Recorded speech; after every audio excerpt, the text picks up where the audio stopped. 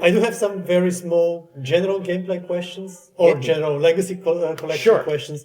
The first one is in the trailer we did see that there is an overview, a collection of the bios, of the characters' bios. Do you guys know something like this about endings?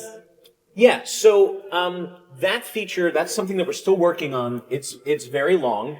It is 30,000 words. So again, as the editor, as the content editor, I'm in charge of words.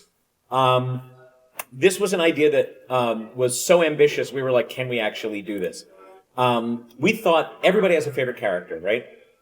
I'll be honest, I'm a Reiko main in Mortal Kombat 4. Y'all can hate me all you like, but I love Katana too, right? So like, Katana was my Mortal Kombat 2 main, and I'm like, well, the first character I'm going to go to, picture, basically the trilogy select screen. And you'll see a little bit of it in the trailer that we released at Gamescom.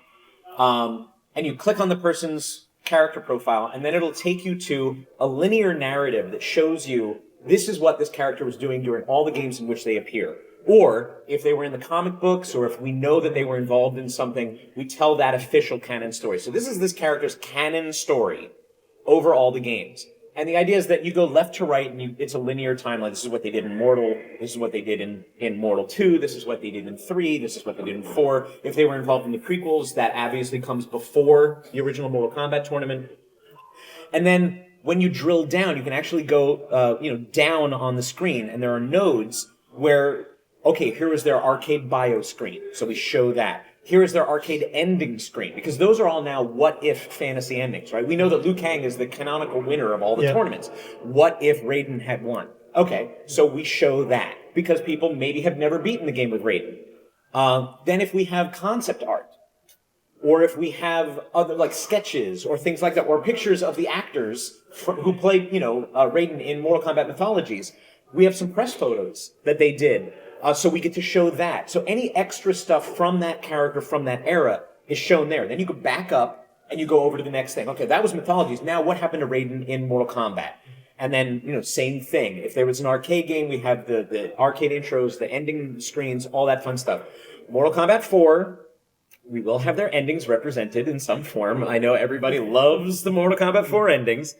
But that's an incredible amount of work, because it turned out to be, I think, 41 characters. No spoilers. No. Okay. No spoilers, but we do even include a few characters that appear that don't have official histories, like Chameleon and Meat. They are represented in that grid. You won't find anything on them. We have their portrait and we say, this is Meat. Meat is a secret character. There is no history about them, but to get to them, this is what you have to do in the game. Like, we just give you a little bit of information about that person. Mm-hmm. So, all of those character bios and histories were written by Scott Bishop. Some of you know him as Dark Bishop in the Mortal Kombat community. We got permission from NetherRealm to have him work on the lore and the character histories, because he is absolutely an expert at that. Scott was over the moon to be able to work on this project. I've known Scott for like 20 years, so I was thrilled to say, shoot, you know this stuff. I don't know this level of this stuff. And he's like, oh yeah, absolutely. So we worked with NetherRealm to make sure those bios are canon, are correct. I mentioned to you before we started recording that things like finding out that Earthrealm is 2 words in the first 3 games, but is 1 word in the 4th game, even that stuff has been preserved. So this is as accurate as Scott could possibly make it. It was fact-checked by NetherRealm. And Scott also wrote our lore history. So our lore timeline is different from the character bios in that it's more of it's almost like a storybook. If a monk had sat down with some parchment and said, okay, I need to write the history of the realms, right? Okay, so in the beginning, there were the elder gods. And so we go through all of the assets, all of the events of all the games that we're covering here, from the prequels through to Mortal Kombat 4, and we tell the history of the realms. I think we're calling it the Chronicle of the Realms with a K.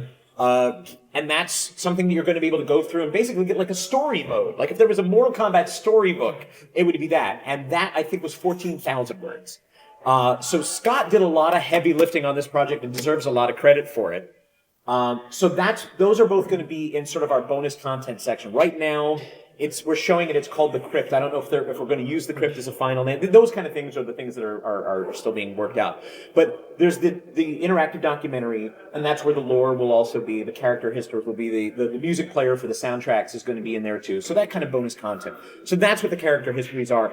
We don't expect people to spend a ton of time in there, but we would love it if you got lost. You know, if you're just like, well, I don't actually know what Cabal's story is. What's the deal? And then you go look and you see all the stuff that we have for Cabal, concept art, and sprites, and all kinds of things. So, yeah, that's what the character histories are.